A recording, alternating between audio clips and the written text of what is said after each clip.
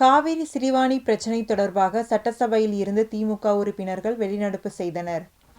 தமிழக சட்டசபையில் செவ்வாயன்று எதிர்க்கட்சித் தலைவர் ஸ்டாலின் காவிரி நதிநீர் பிரச்சினை மற்றும் சிறுவாணி ஆற்றின் குறுக்கே கேரள அரசு அணை கட்டும் முயற்சி குறித்து அனைத்துக் கட்சி கூட்டத்தை கூட்ட வேண்டும் என்று கவன ஈர்ப்பு தீர்மானம் கொண்டு வந்தார்.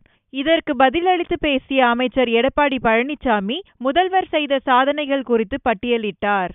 இதனையடுத்து அமைச்சரின் பதில் திருப்தி அளிக்கவில்லை என்று கூறி ஸ்டாலின் தலைமையில் திமுக உறுப்பினர்கள் அனைவரும் வெளிநடப்பு செய்தனர். தேவையான காவேரியில் இருந்து தண்ணீரை முறையாக திறந்துவிட வேண்டும் என்று வலியுறுத்தி இன்றைக்கு தமிழகம் முழுவதும் அனைத்து விவசாய கூட்டமைப்புகளின் சார்பில் ஒரு மிகப்பெரிய முழு அடைப்பு போராட்டம், குறிப்பாக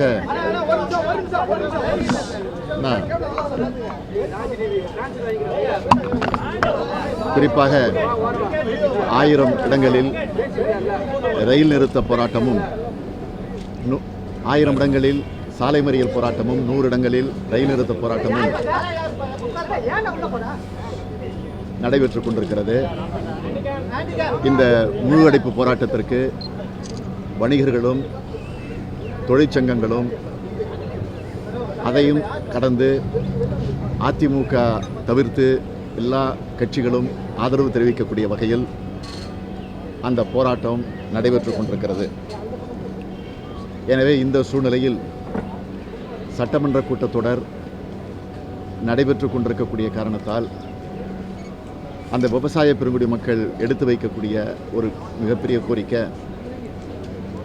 சபையே ஒத்தி வைத்துவிட்டு இந்த போராட்டத்திற்கு அரசும் அதிமுகவும் ஆதரவு தர வேண்டும் என்ற கோரிக்கையை விவசாய பெருங்குடி மக்கள் தொடர்ந்து எடுத்து வைத்திருக்கிறார்கள்.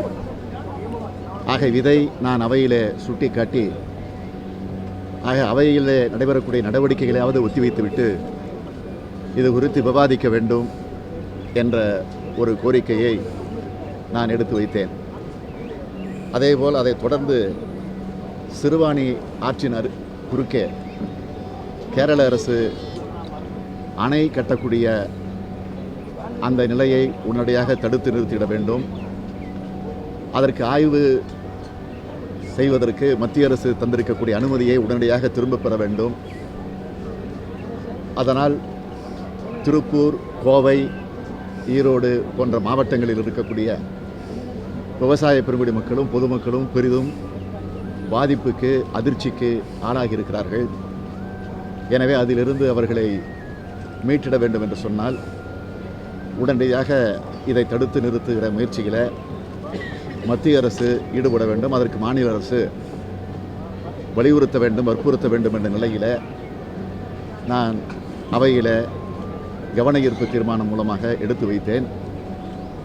அதேபோல் அனைத்து கட்சி கூட்டத்தை எப்படி கேரள மாநிலத்தில், ஆந்திர மாநிலத்தில் அரசியல் மறந்து, கட்சிகளை மறந்து, எல்லா கட்சிகளையும் ஒருங்கிணைத்து அனைத்து கட்சி கூட்டத்தை கூட்டி அந்த கூட்டத்தில் எடுக்கப்பட்ட முடிவின் மூலமாக மத்திய அரசை எப்படி அவர்கள் வற்புறுத்துகிறார்களோ அதேபோல் தமிழகத்திலும் இந்த நிலையை ஏற்படுத்த வேண்டும் என்ற அந்த நிலையில் நான் கோரிக்கை எடுத்து வைத்தேன்.